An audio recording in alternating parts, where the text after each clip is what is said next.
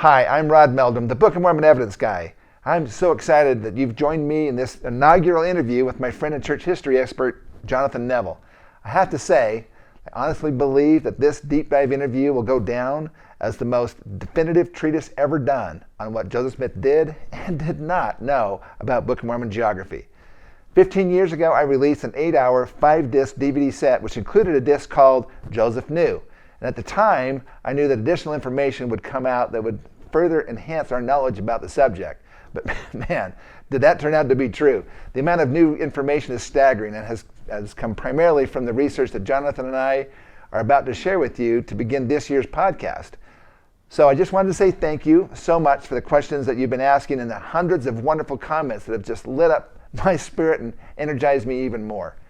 My team and I even, in fact, stayed up until midnight the other night answering questions and responding to the many kind messages that have been pouring into our YouTube channel. I have to say I just love the energy and feeling that we're sharing here in our study of the Book of Mormon and the evidences to support its truthfulness and reality. So thanks again to each of you, and don't forget to subscribe below. Now let's get right to the interview. This is part 2. Enjoy your journey. All right, let's continue on. Zion's Tremendous Camp. significance. And we need to take a look at what some of those things are. Now, Zion's Camp, the whole journey, if you take a look at this, it actually began south of Lake Erie and went across Ohio, Indiana, Illinois, and Missouri. They went approximately 1,000 miles in 60 days, or 2 months. So you can see basically where they went across. There were some very, very significant things that happened on Zion's Camp. And my personal feeling is that although the stated purpose for Zion's Camp was never fulfilled, nevertheless, it did fulfill some very important other things.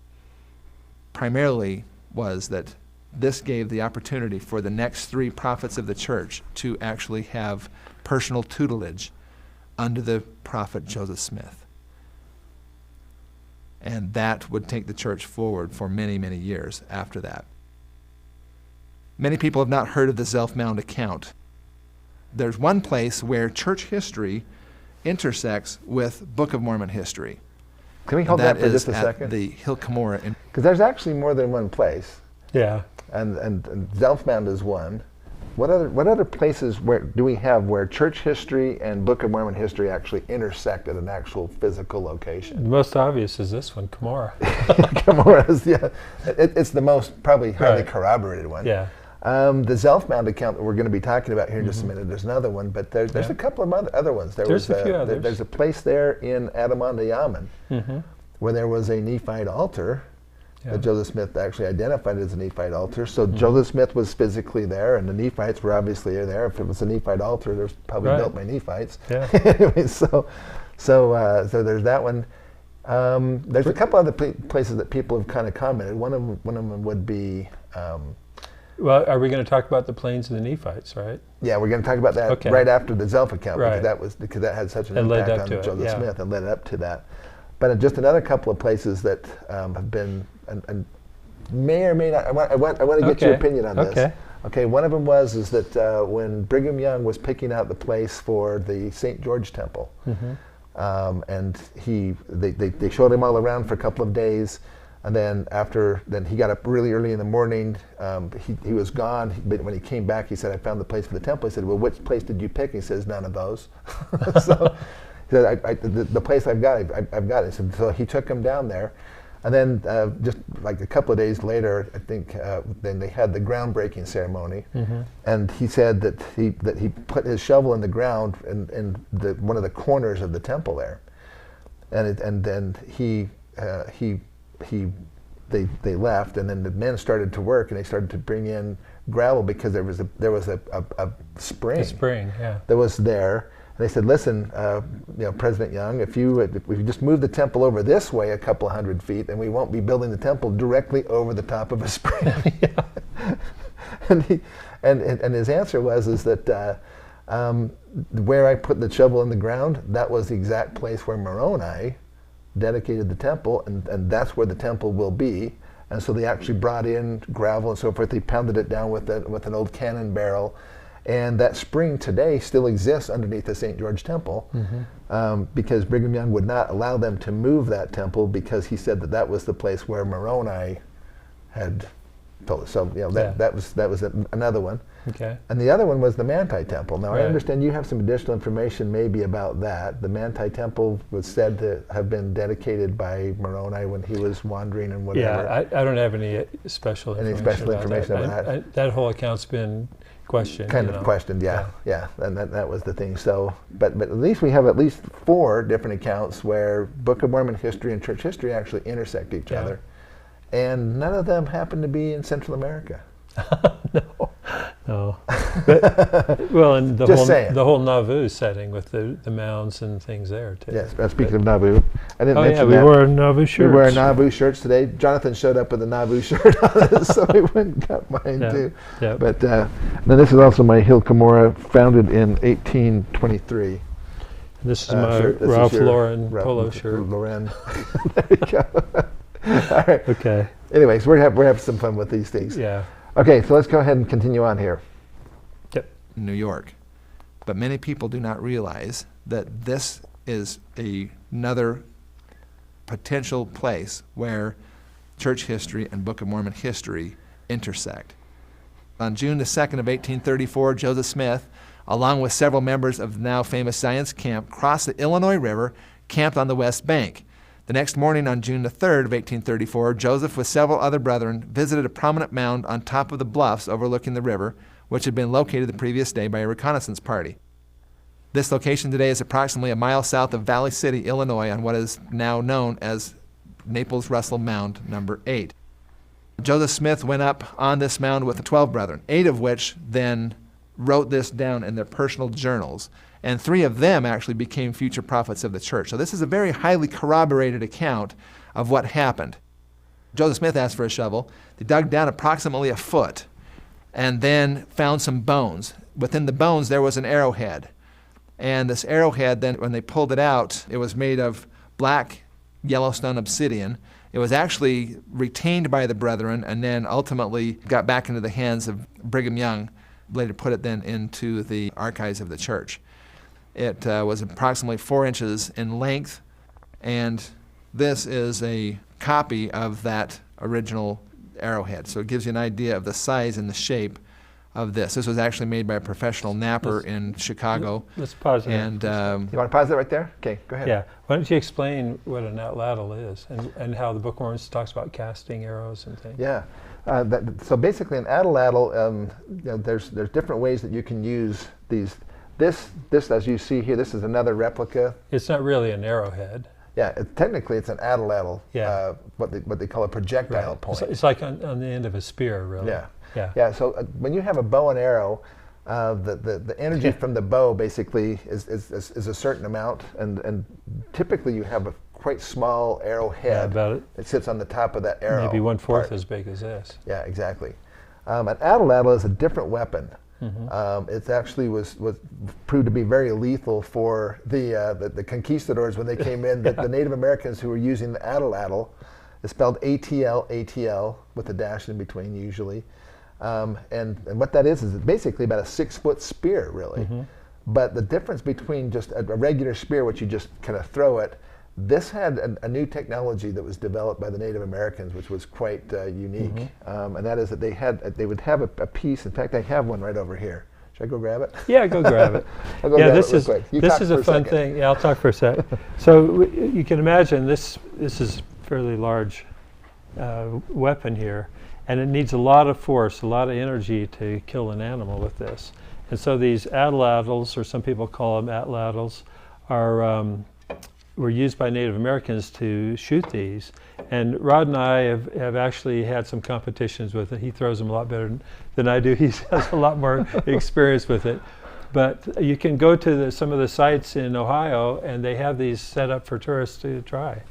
And so you can see how they're so well documented. You can't even get this whole thing on the video, probably. Probably not. It's pretty long. What is it, about 6 feet, 7 feet? This is about a 6-foot one. Okay. This also would have this has a little thing to keep people from getting hurt. Yeah.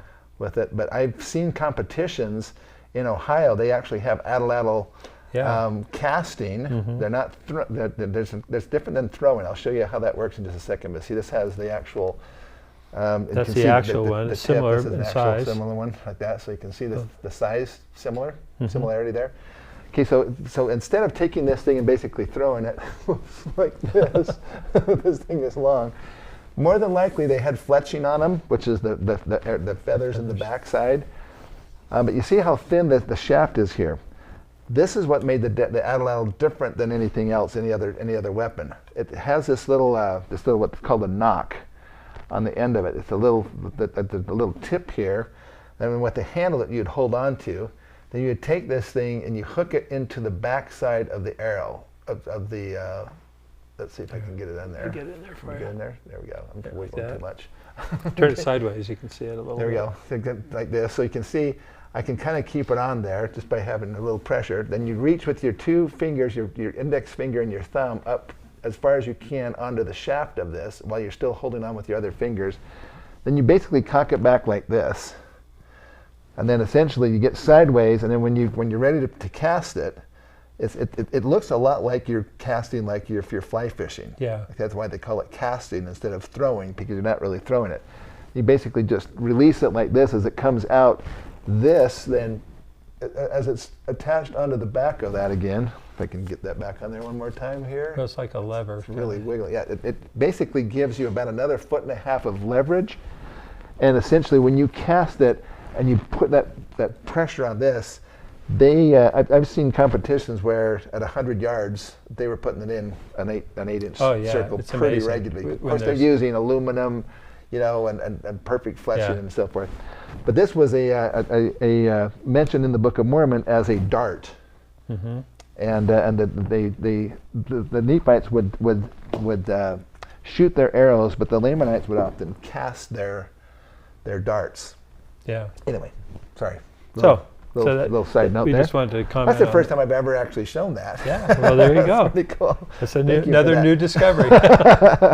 Yeah. Okay. But but the bottom line is though that this was not an arrowhead. Right. Zelph was not killed by an arrow. He was killed by a Lamanite dart, essentially, and they found it in his bones, and he talks about this here.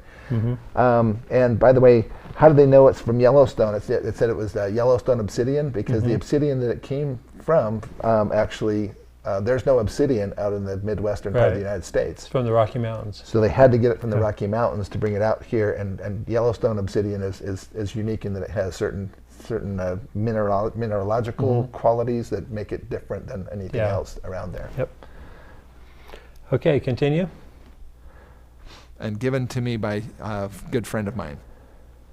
So what happened then is highly corroborated, and this is what the prophet Joseph Smith was understood to say while standing on the mound that day.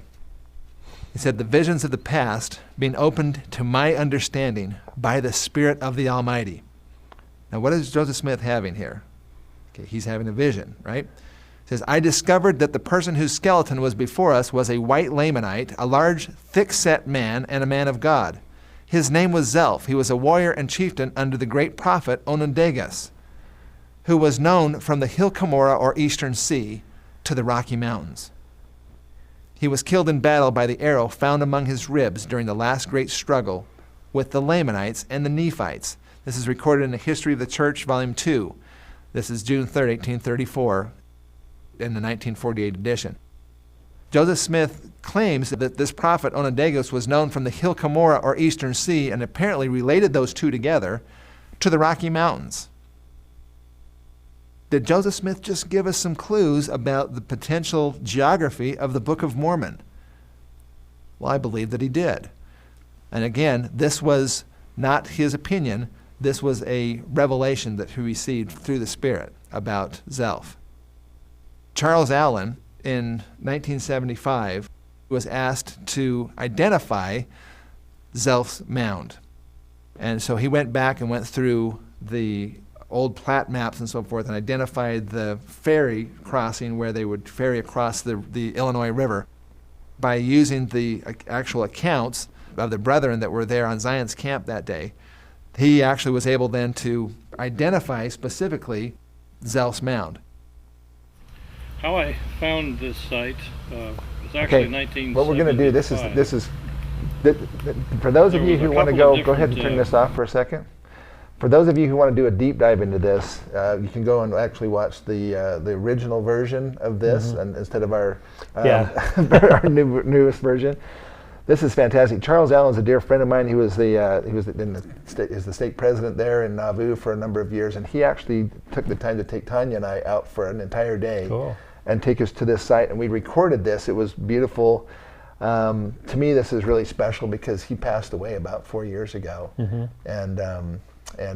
but he's known as the window maker. He actually made all the windows and the doors for the Nauvoo Temple restoration project. Oh, wow. Hand made all those things. Yeah. But he is just a phenomenal individual and had such an amazing story. But basically, what he's going to explain in the longer video, if you want to watch that, we're just going to zip through it here. But he explains essentially how he found the Zelfs Mound, how we know for sure that that's where Joseph Smith actually was when he did that. And archaeologically speaking, he talks about the ferry that was there and how it burned down and then it was rebuilt, and that's why it caused some confusion because they were basing everything on where the ferry was located to find the Zelfs Mound. Yeah. But so he clears all that up. But just for information's sake, so there was an archaeological dig that was done a number of years ago here by Illinois State Archaeological Survey, and this is their research report. This is excavations at the Blue Island and Naples Russell Mounds and related Hopewell sites in the lower Illinois Valley by Kenneth B. Farnsworth and Karen Atwell. This is the book that has just a ton of information of the archaeological dig that was actually done on Zelfs Mound, showing the artifacts that were found there. They're all, it's clearly Hopewell mound builder stuff. Right. They found which axes, dates to Book of Mormon periods. Right. And this is all Book of Mormon time frames that this is talking about here. But this is the definitive work on Russell's Naple Mound number 8. These are some of the axe heads that were discovered, as well as the pipes, which are indicative of the Hopewell as well. Right. Anyway, so if you want to get a hold of that, I'm not sure if it's even available anymore. This is research report number 34, the Illinois State Archaeological Survey. And they corroborate the things that we're telling about here. But what I find is fascinating is that it totally corroborates Joseph Smith. Totally. How did Joseph Smith possibly know that? Yeah. There's no way he could have known that these things were going to date into Book of Mormon time frames. Yeah. And there's actually quite a number of people who were buried there. They only did just one trench through kind of the middle of the mound. They did another sub-trench going another direction. So the whole mound has not been systematically excavated. It's only just a portion of it. But just from that portion, they know enough about this. And but the mound probably existed before Zelf was killed. Sure. It was already a burial mound. Yeah, I think you talked about that in here a little bit. Yeah, but we're skipping past that part. So basically, but the Zelf mound, I think, the significance of Zelf mound, I find it fascinating that nobody knew who Zelf was until we started to bring this out of church history. I know. Why didn't the historians and the Mesoamerica guys tell about the Zelf mound thing? Well, it was in my old seminary manual. Because I did learn about it way back then. A long time ago? Yeah, a long time ago. But then they took it out. The ancient version.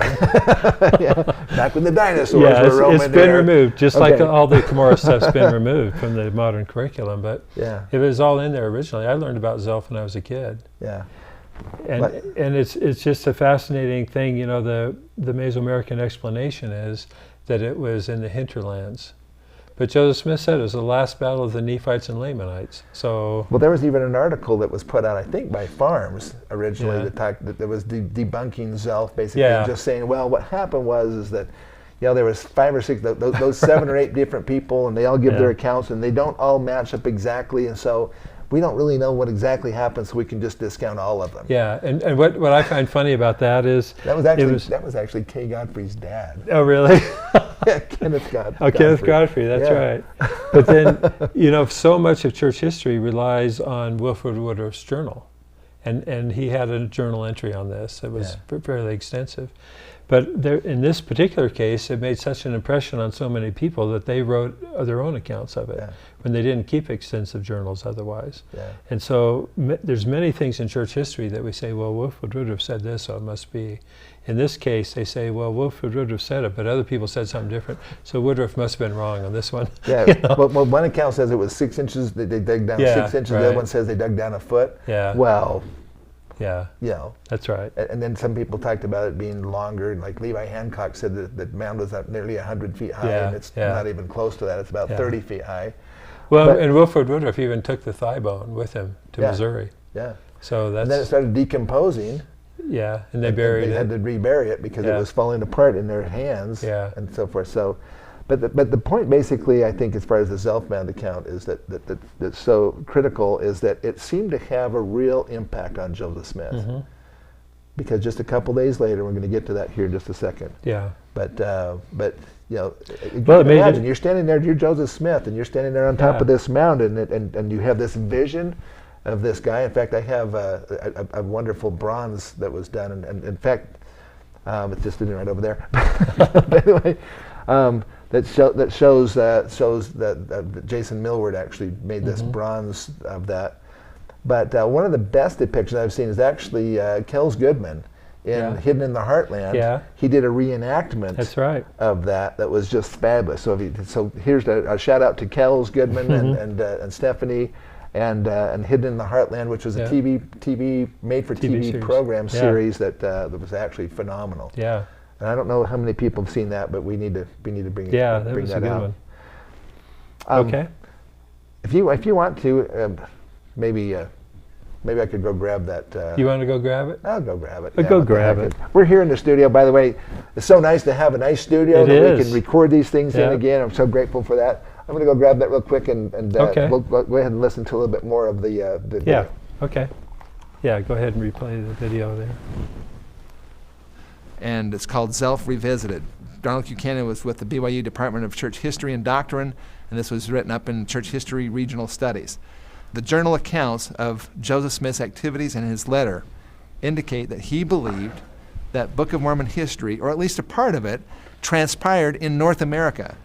What does one do with such a prophetic statement? Some have dismissed it as a joke or playful exercise of Joseph's imaginations. Others, on the other hand, have chosen to emphasize discrepancies and possible contradictions in the source accounts, thereby discrediting what Joseph Smith said about Zelf.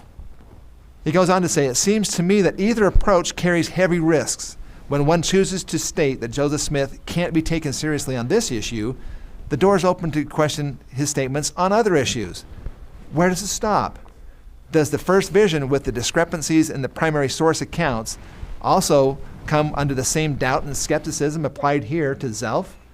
Why can't we simply take Joseph Smith at his word? And I think that is very, very well stated. There are those who have tried to discount Zelf's account because if it is true, if it is a real account and that really did occur, then that puts Book of Mormon history squarely in the heartland of America, not in other locations where the Book of Mormon is proposed to have been. A couple of days after ahead this and stop account there for of just a second. Zelf and what happened, So this is the bronze here that Jason Millward did, and he actually hit. So we have Joseph Smith. There's light rays coming down, signifying a vision that he's happening. He's looking up. It's kind of funny because when he first did this in the clay, he had him looking at the arrowhead. And I said, no, have him looking up. Yeah. So he actually cut his head off in the clay and put it so it faces up. Anyway, so he's got a shovel here. You can see some bones and things here, and it's a mound. It's shaped as a mound. And then these are individuals here. I believe that this was Wilford Woodruff right here in the front.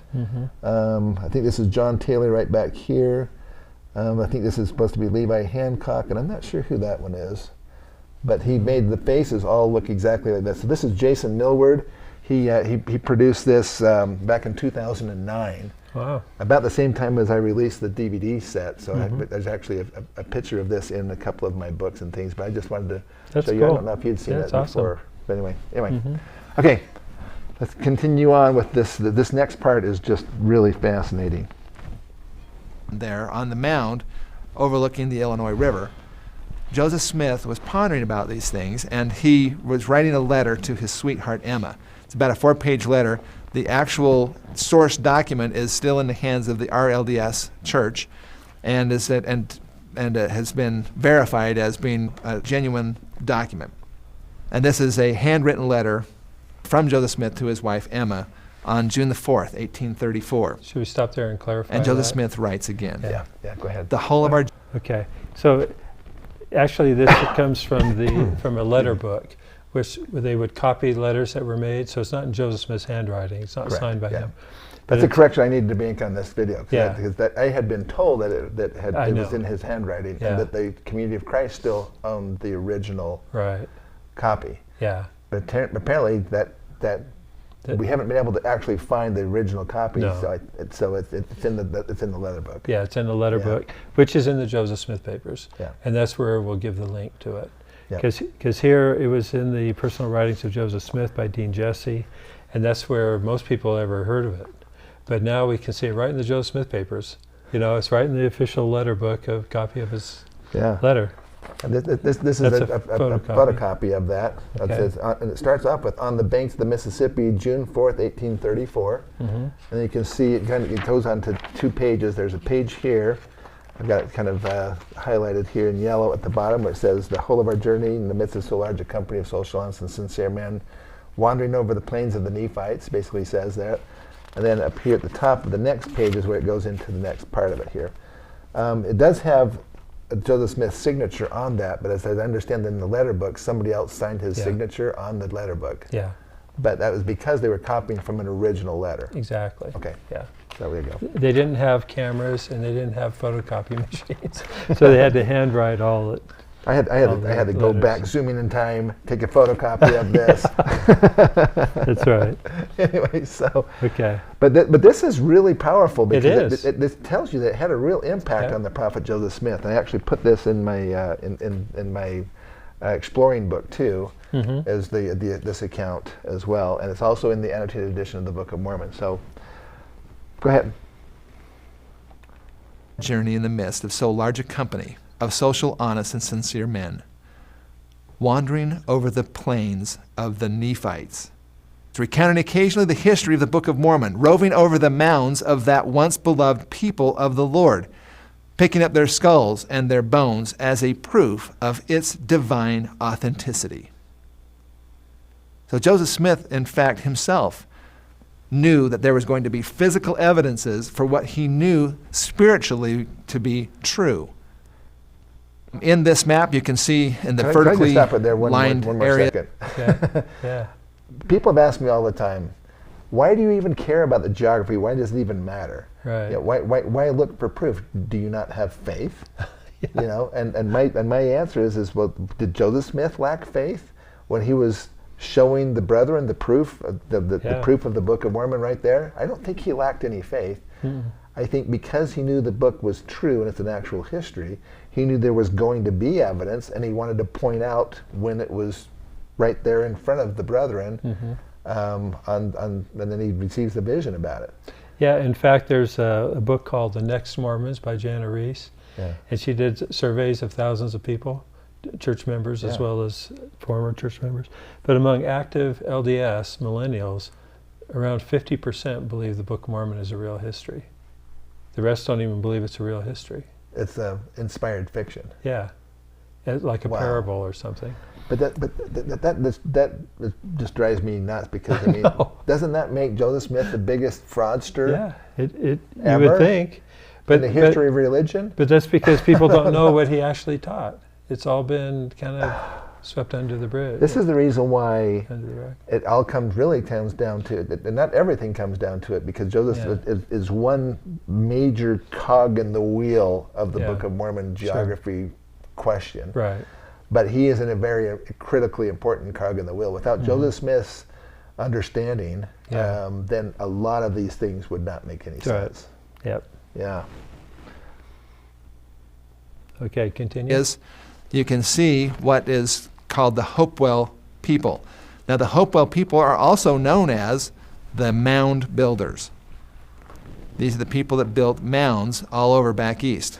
Those of you who have been back there may know a little bit about this. Now, the Hopewell mound building people, according to mainstream archaeological timeframes, their civilization flourished between about 100 years before Christ and abruptly ended approximately 400 AD. How well does that fit with what we understand from the rise and the fall of the Nephite civilization in the Book of Mormon? Now, I took this map and actually placed it onto the topographic map that I had the Zion's Camp march on. When I turned on the Zion's Camp layer on this map, it was going right through the middle, or the heartland, of the people who are called the Hopewell people, who match up with the time frame to have been Nephites. If this is the promised land, and this was where this is a civilization that occurred at the time of the Nephites, Joseph Smith literally and Zion's Camp took those brethren from one end of that civilization, from the eastern side, through the middle of it, to the western side, and stopped. This brings another question. Where did the prophet Joseph Smith place the hill Cumorah? In Joseph Smith history, it says it was convenient to the village of Manchester, Ontario County, New York. There's a hill of considerable size, the most elevated of any in the neighborhood. Now, Joseph Smith didn't specifically name the hill Cumorah as the hill where he received the plates. However, whatever hill it was that he received the plates from was some place in New York. It was not in Central America where he received those plates. Doctrine and Covenants, section 128, verse 20. And again, what do we hear? Glad tidings from Cumorah, Moroni, an angel from heaven, declaring fulfillment of the prophets. And then other sacred things happen here in Fayette, Seneca County. The voice of Michael on the banks of Susquehanna. Okay, now this gets back to the Lucy Mack Smith stuff we read. Because right here it says, what do we hear? Glad tidings from Cumorah, Moroni, an angel from heaven who appeared to him in 1823, declaring the fulfillment of the prophets. Remember, he quoted all the prophets that night. And then the book to be revealed. So he hadn't gotten the plates yet, and yet he knew it was glad tidings from Cumorah. It's right here in the Doctrine and Covenants. And it corroborates exactly what Lucy and Oliver Cowdery both said, that it was Moroni who called the hill Cumorah. And it's as plain as words can be right here. And all of these things are basically here in North America. Well, and people always, let's say the non-New York Cumorah people, whether it's in Baja, Meso, Panama, wherever, they say, well, Joseph Smith never identified the hill Cumorah. He said, well, do you have the Doctrine and Covenants? Hasn't. So far, they haven't omitted that from the scriptures, right? And this is significant. They will not anymore. Well, and this is significant because this was written when? 1842. It was a letter that he wrote to the saints in 1842 that was later canonized. And 1842 is going to become significant here in a few minutes. In a few more minutes, But you can, when you read this on its own, it isn't as significant as when you read it in connection with what Lucy and Oliver Cowdery said already about Moroni having identified Cumorah the night he met Joseph Smith. So, and there it is, confirmed right there. Right in our scriptures. Right in our scriptures. The Doctrine comes. Okay, go ahead. Okay. The voice of Peter, James, and John in the wilderness between Harmony, Susquehanna County, and Colesville, Broome County, on the Susquehanna River, declaring themselves as possessing the keys of the kingdom of the dispensation of the fullness of times. You realize that these are sacred lands that these things have occurred on. And think of how many amazing sacred things have happened right on these lands that are being described here. And of course, then Cumorah is described within these same lands. So it would indicate that the hill Cumorah is actually the one in New York. Moroni, chapter 6, verse 6, and this is about 400 years A.D., says, and it came to pass that when we had gathered all our people in one to the land Cumorah, behold, I, Mormon, began to be old. Therefore I made this record out of the plates of Nephi, and hid up in the hill Cumorah all the records, which had been entrusted to me by the hand of the Lord, save it were these few plates which I gave unto my son Moroni. Here we have Mormon saying that he's entrusted all the records to the hill. Now there are at least 8 different accounts of Joseph Smith taking brethren into the hill Cumorah and seeing literally wagon loads of plates there. There was one account where the individual, many years after having had this experience, wrote and said, whether it was in vision or whether it was in the flesh, I don't know for sure. And so others have taken that and said, well, it must have been a vision. because we know that there was a Hill Cumorah where the Book of Mormon people actually were. But then if the Book of Mormon actually occurred in Central America, then there had to have been a Hill Cumorah there, but then there's this inconvenient hill up in North America in New York. And that is how the two Cumorah theory got started, or why that theory was brought forward, is that their idea that, well, there must have been two Cumorahs. Okay, should we When, stop where there? everything really Okay. happened. Yeah. And then Let's stop it there. We need some more clarification. Yeah, I need some Jonathan. clarification on that. Okay. That was the best information I had 15 Yeah. years ago. Okay, fair enough. But So- you got some additional Well, there's insights. several things. As far as the accounts of the repository in the Hill Cumorah, Yeah, the most common one, the most elaborate one was probably Brigham Young. Young's, yeah. And in the last year of his life, Brigham Young was very ill. And he had a lot of work to do because he had to introduce sealing of parents and children down in St. George. He had to reorganize the priesthood throughout Utah. You had bishops with no counselors. You had some of the members of the Quorum of the 12 were serving as stake presidents. It was total chaos. And so he went all through Utah reorganizing it. And often he had to be carried from place to place. Wow. But in his next to the last sermon in his life, Okay. he gave a talk about the Hill Cumorah. And he said, I want to tell you this because if I don't, I'm afraid the knowledge will be lost. And one of the things he said was that Oliver Cowdery told us, he said he never talked about it in public, in meetings, but he told us privately that he and Joseph went to the repository in the Hill Cumorah, and that's where they saw the stacks of plates. He said many wagon loads of plates. And also Laban's sword and so forth. Yeah, Laban's sword, the other artifacts. Because people And so- get confused about that being in the stone box. Yeah, that's true. That's another whole nother Let's story. just touch on that But- just for a second. Yeah, okay, let's do touch about Yeah. that because what we know was in Moroni's stone box was a set of plates, a breastplate, and the Urim and Thummim on stone pillars. And that's actually corroborated by Joseph Smith's mom. Yeah, his mother said Yeah, the same said the thing, same and thing. Oliver Cowdery talked about it. And there's no mention of any sword or liahon or anything like that. If you go to some of the visitor centers, they I shouldn't laugh, but it's funny because they show this big sword somehow fit in the box, and the liahona, and it's like Joseph and Oliver just forgot to mention all that stuff in the stone box. And why would it have been in there anyway? Because It reminds me of these funny videos where people go out on a beach and they have a bag or something. Yeah, like they keep pull pulling out stuff like a out. whole canoe. yeah, Or something. or a magician hat, he pulls that out. And so, and plus, he specifically said he had the breastplate, the Urim and Thummim, and the plates, and he even hid the plates in the log the first Yeah. night, right? Yeah. He didn't say he hid the sword somewhere, Yeah. So, In fact, why didn't he use the sword he against could the use the guys who were? sword. Yeah, He could have been doing like like Aaron did, or, Yeah. with Ammon, with the taken off their arms. yeah, great. But anyway, so- disarming people. Yeah. So the whole idea, this bizarre narrative that someone had to explain why the sword of Laban and the liahona and the other plates were somewhere around Palmyra. They said they had to be in a stone box. Well, Orson Pratt was very clear about this. He said there were two departments in the hill. There was Moroni's stone box, and then there was a repository of all the records and all the other artifacts. Yeah.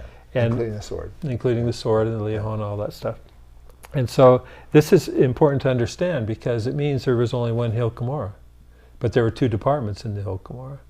And I had one of the Meso scholars ask me, well, if the repository was in New York, why did Moroni have to build a stone box separately? Why couldn't Joseph Smith just go in the repository? And my answer was easy, because it took Joseph Smith 4 years to overcome the temptation of just the plates. Can you imagine if you saw wagon loads of Yeah. gold? And the artifacts and everything else. Yeah. And so this gets into a longer narrative, but the idea is that Joseph had to be prepared. We know that. In fact, the passage we just read from Lucy, Moroni warned him he would be tempted, right? Yeah. And so Moroni built the stone box just to contain the bare essentials that he needed, which was the breastplate. He needed the breastplate to hold the Urim and Thummim and the plates. Now, if he already had a seer stone, Moroni could have saved even more time. Just say, hey, And just put the plates you know in that there. seer stone you got Yeah, in the bottom of that well or whatever it Yeah. was? Just use that. just use It's that. all good. Yeah, I'll just put the other stuff in the repository. But he didn't, because he needed, and we know all along that he needed the Urim and Thummim. Did you want to talk about that at all? Well, we could talk about that a little later, Okay, maybe. Okay. Okay, so But the point is that there were two. I should go get the Sword of Laban and just show people how, I mean, how Well, is that going to fit in this Well, I stone think box? people can imagine. I the mean, yeah, I sword. mean, I have this But- sword, right? So Yeah. the point is that there's two separate parts of this hill Cumorah. Back in that corner. And so they had, like you said here in Mormon 6:6, he put all of the records he had been entrusted into the hill Cumorah. Where did he get those? They were from the hill Shem, yeah. remember? Which was Which was west How of far? Cumorah. We don't know how far, but not too far. thinking about a mile or something. But later on, after the saints had left New York, someone asked David Whitmer. Look at this. The sword just shows up out of nowhere. That's so cool. So, Oh, there's your sword right there. yeah. So what they're saying is this was in with the stone box, Yeah. right? Yeah. But this would be a little hard to get into the stone box. Yeah. Because, how do you fit it in there? Now, course. we don't know if that was if Laban's sword was this big or But it had to be not, big enough to cut off a head. Yeah. So it was So- at least, Yeah. good size. So, But you think trying to if- get this in the box. It was a deep box. And why would Moroni put it in there anyway? Joseph what didn't would be need the it to purpose?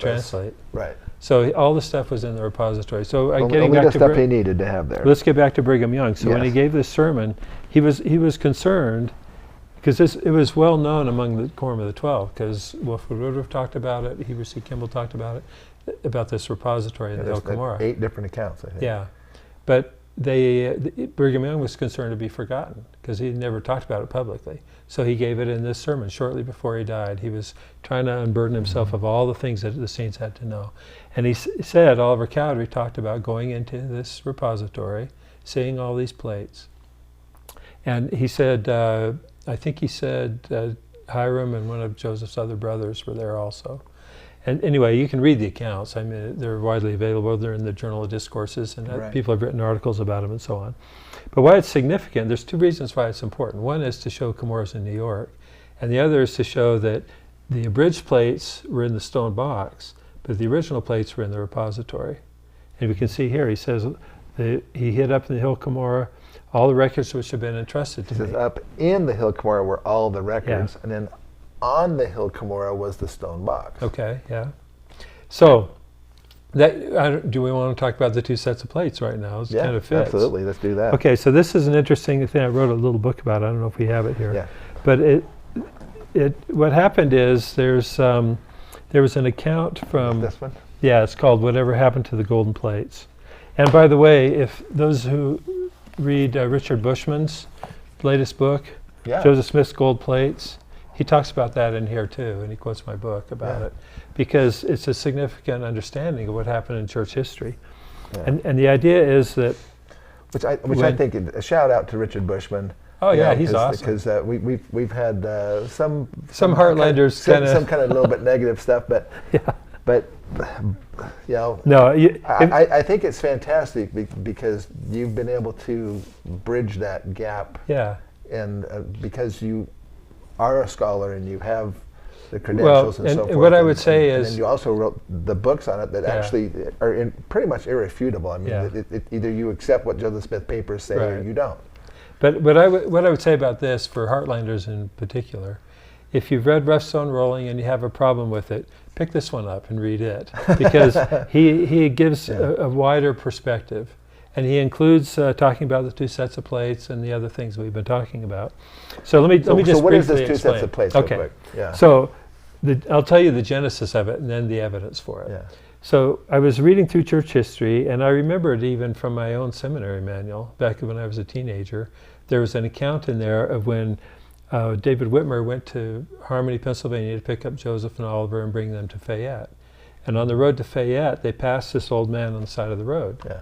And I have that. I actually looked that up in my right back here. I Did have my old illustrated yeah, church right. history. It's in and there. It has a picture, and, Yeah. the whole story is in there. yeah, I don't remember they didn't put it in there. see it in here. No, they didn't put it in No, there. it's not. And they in didn't here. put it in the church videos about Palmyra or Harmony and Fayette. Yeah, but they why, just but omitted why it. was it so important that they put it into early church history, Well, and the modern church historians have taken it back it's out? just accommodating Mesoamerica, and here's how it works. So David Whitmer saw this guy, and Joseph said, ask him if he wants a ride. And so David Whitmer said, would you like a ride? We're going to Fayette. And the man said, no, thank you, I'm going to Cumorah. And David Whitmer remembered this because he'd never heard of Cumorah before, right? He was a farmer in the area, he knew all the towns. He'd never heard of Cumorah. So he remembered it for the rest of his life, and he related it on multiple occasions. But he asked Joseph Smith. would have known about where. Well, yeah, where, they where just he's translated going Cumorah. because he just got through finishing Exactly. translating, and this was. Yeah. Go ahead. Well, and so. So who was this guy? Well, David Whitmer asked who it was, and Joseph said, well, he's the messenger that had the plates. And David Whitmer said, well, he had a knapsack, and it looked like he had something heavy the size of a book. Yeah. In other words, the plates. So here was this messenger, a divine messenger, who Joseph had given the abridged plates to in harmony, and with the promise that he would translate the plates of Nephi up in Fayette, right? Mm-hmm. And what we seem to have overlooked was he didn't have the plates of Nephi in harmony because they were not part of the abridged records. It was original plates. And I'll come back to that in a minute. Yeah, we need, I'd probably explain that a little bit more. I will. I'll come back to that in a minute. Yeah. But so the other thing, another account David Whitmer gave. Maybe just to throw out one quick thing. So they had just finished translating what they had. Right. Martin Harris had taken off with the 116 pages. But I'm going to come back to that in a second. Okay. Because I wanted to finish this narrative of the messenger. Yeah. So the messenger, David Whitmer asked Joseph who it was, and one account was he was just a divine messenger who had the plates. In another account, David Whitmer said, well, he said he was one of the 3 Nephites, which makes sense because he described him as about 5'8". He was bearded, he was older, he was wearing a brown woolen suit, which kind of sounds like one of the 3 Nephites because the ones got translated when they were, was it 70 or 72? Yeah. And this guy looks like he's about that age, but he endured. He was one of the 3 that remained. Well, so this messenger said he was going to Cumorah. We'll come back to that in a second. To lead up to this, though, like you were mentioning, if you remember in D&C 9, Oliver Cowdery had wanted to translate, and he wasn't allowed to. And the Lord said, I want you to continue with this record, and then I have other records you can assist to translate. And so what were the other records? They had the plates right there. Yeah. Well, in the very next section in D&C 10, the Lord says what the other records were. And that's where, as you were starting to say, to back up a little bit, when Joseph first started translating, he started with the Book of Lehi. And then Martin Harris took those 116 pages. Do all of you remember the Book of Lehi in the Book of Mormon? Oh, yeah, it's not there. It's not there. No longer there. But Martin Harris took the 116 pages, lost those, and then Oliver Cowdery came down to translate. And some people think he started in Mosiah, some people think that Oliver started in Alma because Emma had already transcribed Mosiah. That's another aside we could get into at some point. But the point is, Oliver Cowdery and Joseph translated all the way to the last leaf, which was the title page. That means Mosiah, Alma, all the way through Ether and Moroni, and then the title page. And then they were done. And they said, well, maybe we should go back and retranslate the Book of Lehi from the beginning. And that's when the Lord in D&C 10 said, no, don't go retranslate that stuff. Instead, you have to translate the engravings on the plates of Nephi. But they didn't have the plates of Nephi. Yeah. And we can tell that because the title page says what was contained in the plates. And the title page says, if you want to read it, but the title page says there was the abridgment of the record of the Nephites, abridgment of the record of the Jaredites, and then Moroni sealed it. There was no original plates in there other than Moroni's writings. And Joseph Smith said that the final, the last page, the last leaf of the plates was the title page. Right. So it was the last thing that Moroni would have been inscribing, and he popped it into the last thing. And apparently in ancient documents they would put what we would call the table of contents at the end of the book, which kind of makes sense because until you get to the end you don't know what it includes, right? So when Moroni finished his additions to the abridgment that Mormon had done, he put the title page in there. No original plates in there. So in D&C 10, when the Lord told Joseph he had to translate the plates of Nephi, Joseph was thinking, well, I don't have the plates of Nephi. I've never even seen the plates of Nephi. Right. I didn't even know he knew they would have existed though, because Nephi says he made 2 separate records. Right in D&C 10, the Lord said, remember I said in the part you translated, I talked about these plates of Nephi. Yeah. Those are the ones you have to translate. So he gave the abridged plates that he got from the stone box to this messenger who took them to Cumorah. Now why would he take them to Cumorah? The answer is pretty obvious. That's where the records are. He had to get the plates of Nephi. So he took the abridged plates to Cumorah, left them in the repository, got the plates of Nephi, took those to Fayette. Okay, but what about people that say, but wait a minute, but the plates of Nephi would have been already in the original plates? Well, where? It never says that. It never says it to begin but with. it's kind of been assumed. It's always been here's assumed. a set of the plates, the plates Right. back here, and the Nephi plates were there. Yeah. The Book of Nephi, basically, the small plates of Nephi. Right. But this is another thing that I thought that would be interesting. If you take we know that the original the plates that came, the bridge plates, they had basically the 3-ring binder, if you want to call it that, the 3 Right. rings that bound them together. But Nephi made his set of plates 1,000 years before. Yeah. Moroni was making his plates. What's the chances that Nephi would have used the same 3-ring pattern on his plates? That's a good point. That Sure. was later used by Moroni 1,000 years later, and that all he had to do was just pop Nephi's plates into his plates. Well, and it would that's not one like possibility. It's not like it was standardized like it is today with 3-ring binders. Well, they may have modeled it after Nephi's, but who knows? But that's a good point. But yeah, But I don't think he could pop them in there. That's why when Mormon says, in the words of Mormon, he says, and I searched through all of the records, assuming he's in the repository of records, and he's searching around. Yep. He says, and I found the small plates of Nephi. Right. Can you imagine that moment? Yeah. When here's Moroni, he's searching around, and he goes, oh my gosh, this is the ones he was talking about. Yeah, that's right. He said, the small it's awesome. plates, man, I finally found them. They're like in all these, you think of boxes of stuff, and just all sitting around covered with dirt and dust and everything over 1,000 years. Yeah. And he finds them, he's like, yes. Cool. Yeah. Okay. Anyway. And so, and this we could talk all night about this because it's a real change in our understanding of the plates. But as an example, Joseph's father said he weighed the plates. He was one of the 8 witnesses. Yeah. And he said they weighed 30 pounds. And other people said, no, the plates weighed 60 pounds. And that's a big difference, and a farmer would know the difference. Yeah. And the 8 witnesses said they handled all the plates. None of them said there was a sealed portion, right? So it appears that they saw the plates of Nephi, where the 3 witnesses saw both sets probably, because they later said that they saw even the plates, the brass plates and the jaredite plates and stuff. Well, anyway, the point of all this is those who dislike the church and so forth, they've actually pointed that out before. Yeah.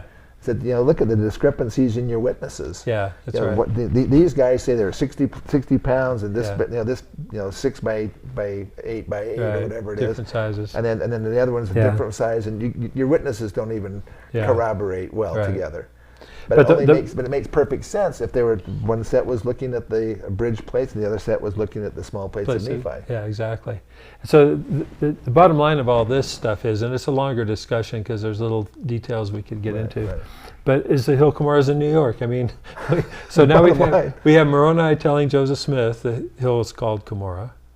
We have, and multiple times, and Joseph referring to it as the hill Cumorah before he even got the plates. Oliver Cowdery explaining that it was Moroni who called it the hill Cumorah. And then we have this narrative of the 2 sets of plates, which you can kind of think of it in modern terms as a backup drive, right? If Martin Harris had lost, say, King Benjamin's address instead, the backup was still in the repository. So the Lord had it planned perfectly. I love the fact that God always makes a backup plan. Yeah. He allows do-overs. And in order to have a do-over, you have to have a backup. Right. And that is so true. But I mean, with the 116 pages, God had a backup plan all along. Yeah.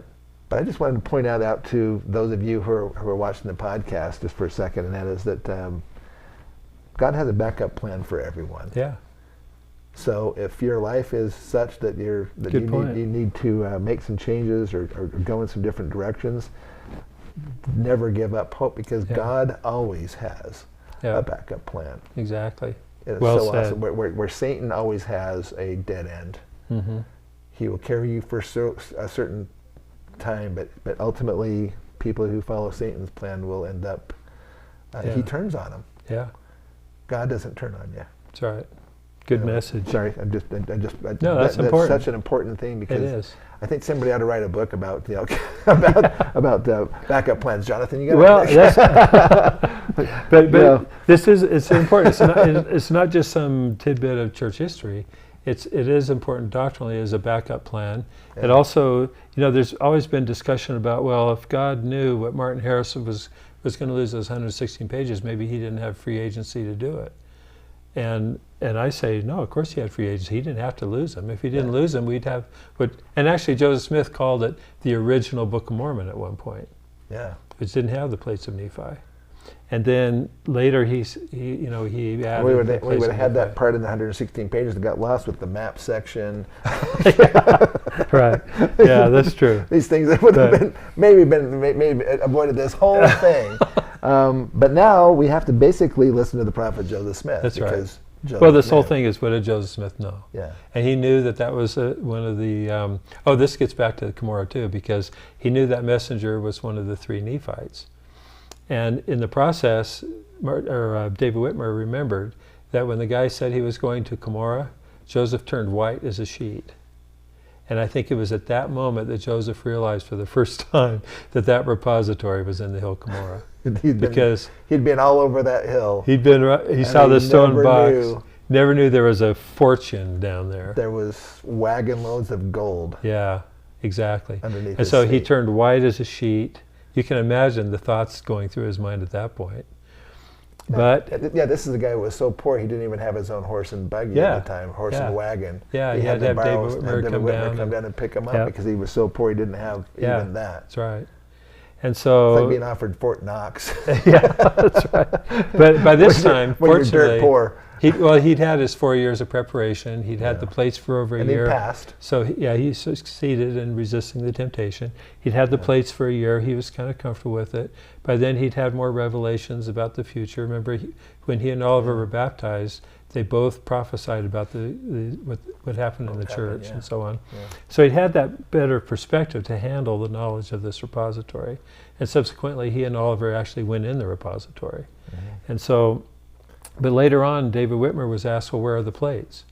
And he said, well, they're in New York. And he said, well, where? Are they in the Hill Cumorah? And he said, no, but they're not far from there. And he said those so how did he know adventures, well, those adventures in Rochester will never find him, he said, because once the Book of Mormon was published, and it mentioned, where they were found in Manchester, people were digging up the Hill Tearing Cumorah up the all over hill, the yeah. place. But in the meantime, because of the wagon loads of plates description, a lot of us think that Joseph and Oliver and his brothers moved all those plates out of the Hill Cumorah to another location, probably the Hill Probably the Shem. Hill Shem. Yeah. Where the But Jeremites had that's speculative, but it's Yeah. supported by what David Whitmer said and by what Brigham Young and Heber C. Kimball and the others said. So what do you think So- they are now? I think they're still in the Hill Shem. And I could tell you more about that, but let's don't do it on this podcast. Okay. So anyway, the point is that all these things corroborate what Joseph Smith said about the Hill Cumorah. I mean, the only source of knowledge about what Moroni told him that night was Joseph Smith. And he related it to Oliver Cowdery and to Lucy and presumably others. But at least those two recorded that Moroni named the Hill Cumorah. Yeah. And Joseph reiterated that in DNC 128. Well, when we get back to the video here for just a second, Yeah. we're going to get more into Joseph Smith, but this Cumorah thing, Mm-hmm. when I did this video 15 years ago, Mm-hmm. I did not know about letter 7. That's right.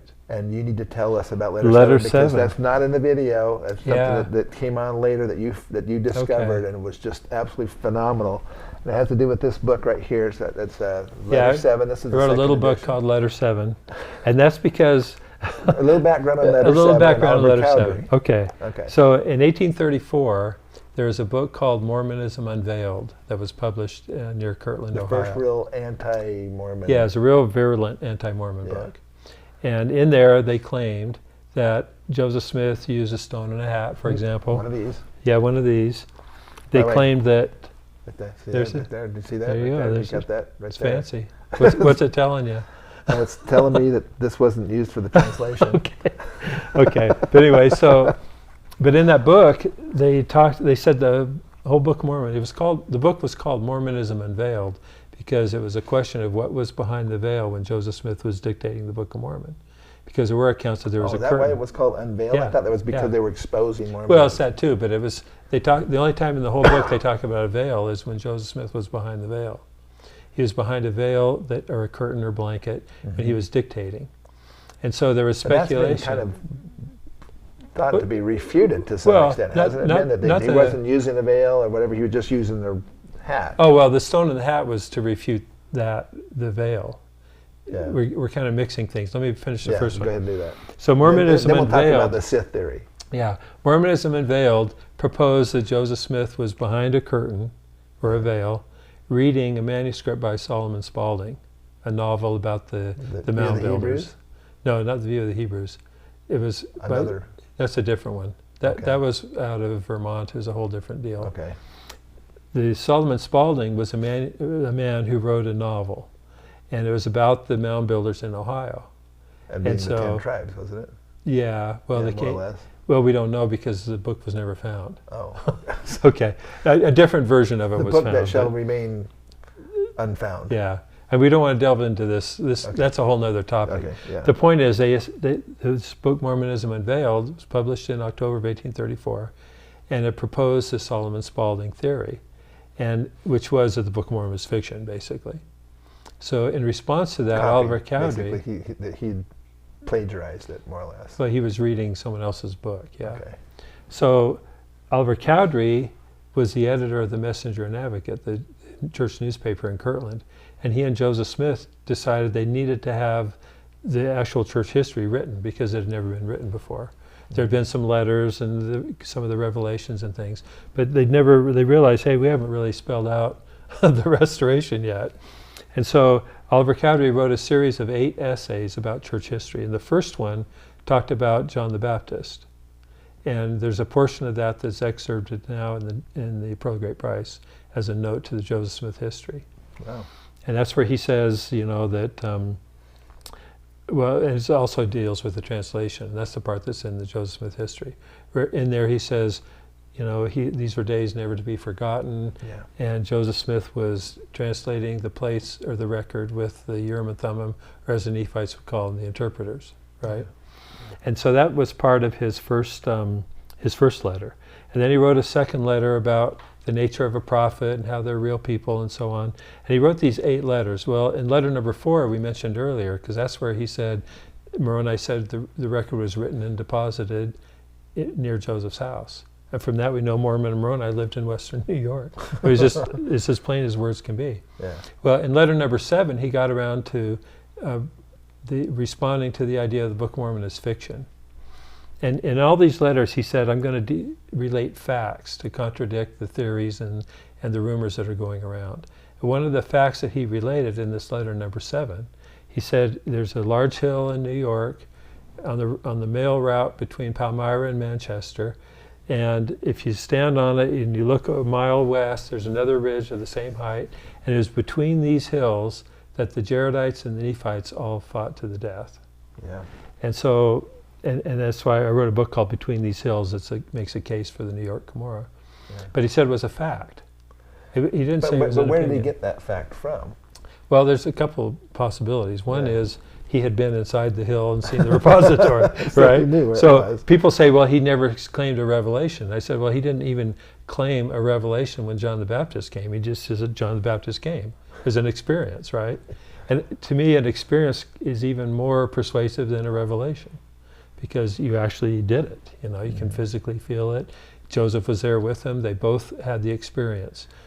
And one of the things that I found that in your book, you mentioned how in letter number 1, I think it was, he basically said it was only through Joseph Smith that that I'm able to even write this, because it was, in fact, he was indispensable, I think was the word that he says. Exactly. That Joseph Smith did this, and just as if I understand correctly, correct me if I'm wrong, but is that Joseph Smith took every opportunity to have these 8 letters from Oliver Cowdery, republished in Yeah. every publication that he had Yeah. access to and availability That's to right. do so, and even having it republished or handwritten into his own journals. Yeah, that's right. It was in the Times and Seasons, and so forth and Yeah. so on. So if Joseph Smith did not agree with this, certainly he would have done like he did a lot with other people, with Benjamin Winchester and others. He would have censored it, or even Orson Pratt, when he censored that part out Sure. of the Wentworth letter. Yeah.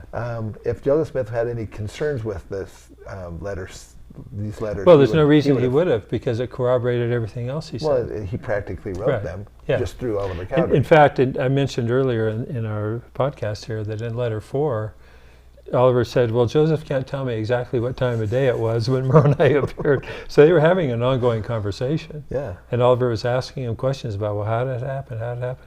And so anyway, the point is that he said it was a fact. And I should mention too that in December of 1834, Oliver Cowdery came to Joseph Smith, because there was Joseph Smith and he had 2 counselors in the first presidency. And Oliver said, well, wait a minute, in the Revelation, I'm the second elder. And Joseph said, yeah, you know what, you're right. So Joseph ordained him to be the assistant president of the church. At the time. At the time. And this is December of 1834. And so he had seniority over the 2 counselors in the first presidency. And Joseph was well known for never He was kind doing of much like writing. co-president at that point. Yeah, was assistant president. So when he wrote this as assistant president of the church, and Joseph Smith endorsed it by giving people permission to republish it, Sidney Rigdon approved it also. Mm-hmm. And the other counselor was Frederick G. Williams, and he was one of the scribes that wrote it. So the entire first presidency endorsed letter 7 as well as the other letters.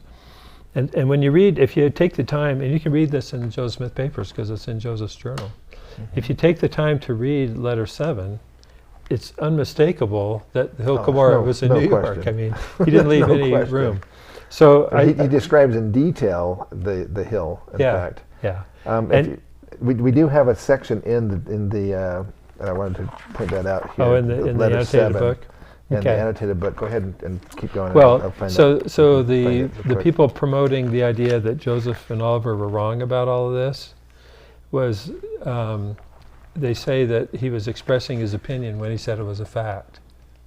How does that work? You know, the other thing that's very interesting is in letter number 8, he talked more about Cumorah and about the stone box, and he said, I can't tell you for sure how deep Moroni buried this box when he first made it to account for erosion and accumulation and stuff. Yeah. But I think he probably did it this way. So he was distinguishing between opinion and fact at that point. And yeah, people can read it in the So annotated book. just for reference sake, if you want to look at that, basically that's President Oliver Cowdery's letter 7. This is on page 512, 513. It talks about this whole story here. You can look at that. Also, continues on page 514 and 515. But I just Well, let me just say one more thing about the reference. Yeah. If you want to find it on the internet, all you do is you type letter VII, because they use Roman numerals, letter7.com, and it goes to my blog, and I have the link on there right to the Joseph Smith Papers. You can all read it for yourselves. You don't have to rely on what the scholars are telling you, how Oliver Cowdery was either misleading people or was ignorant or speculating. He didn't know. Yeah, he didn't know. And so that's all in there. But there's a couple of particular points that I think are just so powerful in letter 7. Let me just if I Okay, I'll sure. just read a couple of those. I Yeah. would have done this 15 years ago Okay, if I hadn't fair known enough. this, because this enough. is so powerful. Okay. That basically says about 1 mile west rises another ridge of less height running parallel with the former, leaving a beautiful valley between. The soil is of first quality for the country and under a state of cultivation, which gives a prospect at once imposing when one reflects on the fact that here between these hills the entire power and national strength of both the Jaredites and Nephites were destroyed. And by turning to the 529th and 530th pages of the Book of Mormon, that's the 1830 edition, and it didn't have chapters and verses, so you had to reference it by page number. You will read Mormon's account of the last great struggle of his people as they were encamped round this hill Cumorah. Okay? In this valley fell the remaining strength and pride of a once powerful people, the Nephites. And then he goes to describe that. It says, from the top of this hill, Mormon with a few others after the battle gazed with horror upon the mangled remains of those the day before were filled with anxiety, hope, or doubt. A few had fled to the south, and then he goes, he says in the 529th page in the Book of Mormon, he says also the records in this same hill, Cumorah. Yeah. So he says that also. He says, this hill by the Jaredites was called Ramah. By it or around it pitched the famous army of Coriantumr their tent. And he says, in this same spot, in full view from the top of this same hill, one may gaze with astonishment upon the ground which was twice covered with the dead and dying of our fellow man. Mm-hmm. This is unequivocal. It's completely unequivocal. Either he was completely wrong, and Joseph Smith got it wrong, and he was getting all this information wrong, or whatever. It continues on page 516, and this is his one last thing that he talks about. He says, in this valley lay commingled in one massive ruin the ashes of thousands, and in this valley were destined to be consumed the fair forms and vigorous systems of tens of thousands of the human race. Blood mixed with blood, flesh with flesh, bone with bone, and dust with dust. Yeah. And it also, I just wanted to point out the fact that the part about the two sets of plates is also in here, so you can check that out as well. But there's go a ahead. diagram. Yeah, the diagram of the two sets of plates, that's on page 559 in here. And you can find the references on the website as well. Website as well, yeah. Lots of places to get this information.